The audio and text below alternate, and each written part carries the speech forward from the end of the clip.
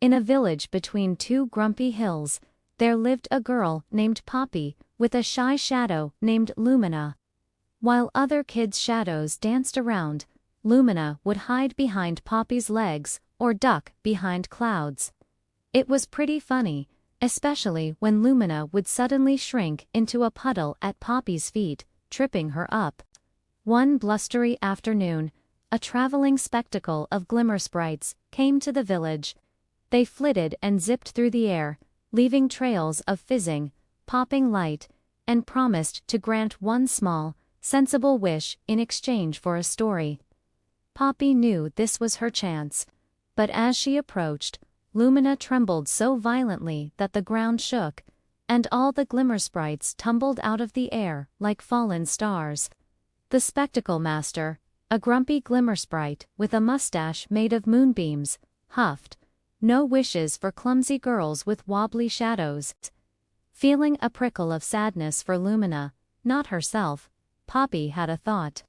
Instead of asking for a wish, she began to tell the glimmer sprites a story about a brave little shadow who was afraid of the dark, which was very inconvenient indeed. She described how the shadow learned to be bold by imagining it was a mighty dragon, casting a fearsome, albeit wiggly, silhouette. The glimmer sprites, who had never considered what a shadow might feel, listened with wide, glowing eyes. They giggled when Poppy described Lumina trying to roar and only managing a squeak. As Poppy spoke, something magical happened. A warm feeling spread from her toes to her nose, all for her trembling friend. She gently patted her shadow, and suddenly, Lumina stood up, brighter than ever. It waved at Poppy, not the sprites. The spectacle master chuckled, saying it was the best story they'd ever heard. Poppy didn't get a wish that day, but she gained something far more precious. She and Lumina set off on a new adventure, their steps perfectly in sync. They walked toward the setting sun, casting one long, happy shadow behind them.